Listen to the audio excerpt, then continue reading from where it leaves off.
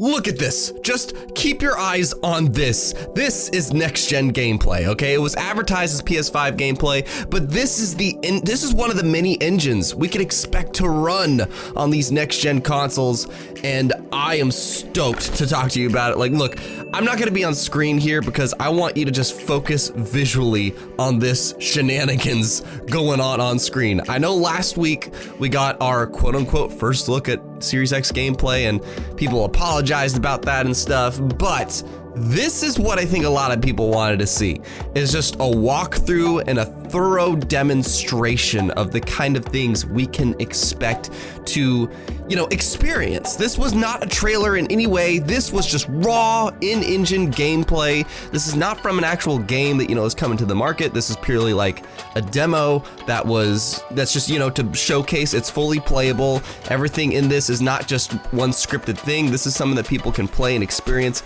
to really demonstrate what the Unreal 5 engine can do. That's right, not the Unreal 4, this is Unreal 5. And yes, they are saying that this is running on the PlayStation 5, and totally believe it, so congrats PS5, congrats, you got the first expansive look as to what in-engine gameplay can be. I don't know if Sony reached out to Epic to make this happen. I don't know, but I don't care. We got next-gen gameplay, and it's spectacular looking. If you don't know where this came from, it happened this morning on Jeff Keighley's, the host of the Game Awards, his Summer Game Fest, which is kind of his replacement for E3, but it's throughout the entire summer. Seriously, you should go to the website, and I highly encourage you actually watch the entire presentation of this, because afterwards they talked about what this new engine can do and how it's going to work with next gen as well as current gen and even phones. That's something I really thought was cool about this, is that I'm going to talk about the technology in a second, but the developers of it were saying that this is scalable, so we can have this on next gen and we can have it on current gen. So it's not like, this is going to be exclusive. Obviously it's going to fully be utilized on the next gen systems because of their SSDs, which they talked about being that, all these assets can just load instantaneously thanks to those SSDs and how those systems are designed. But man, they have straight up movie-like environments here. They talked about that in the interview, and it really is like, these are environments I really picture just being, part of that green screen stuff. It is freaking real, dude.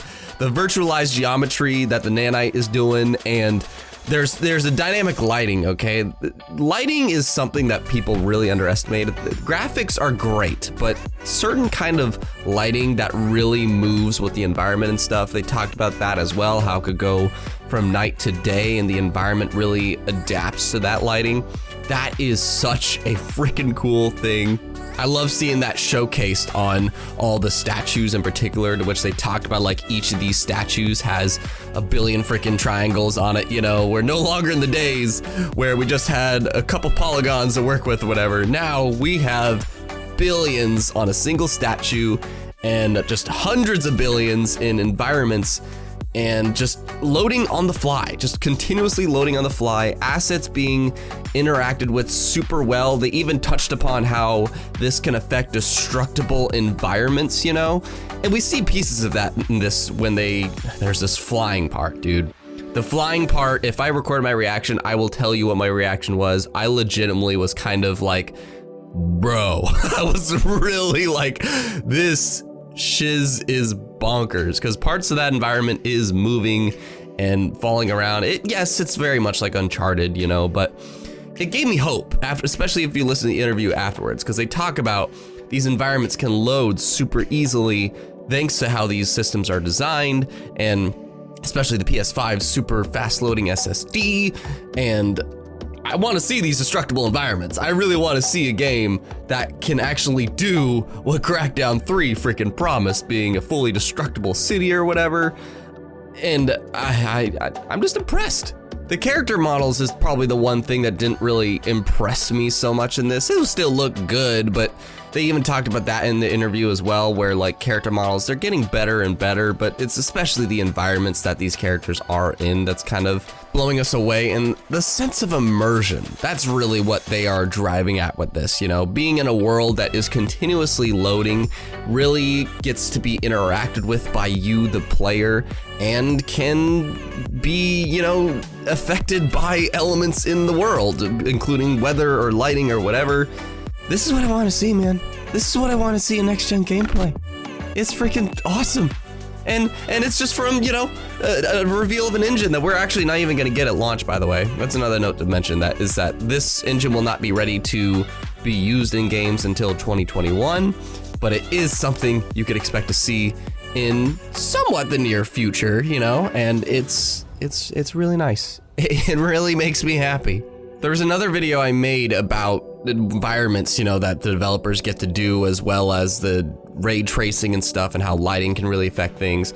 You can check out that video because this was a great demonstration of that. And that video, you know, I talk about what next gen consoles are going to be able to be capable of, and this demonstrates that so damn well. So go watch that video and leave me your thoughts on what you thought of this next gen gameplay. How's it compare to last week? You know, leave me any of those comments and check out that video. See you there.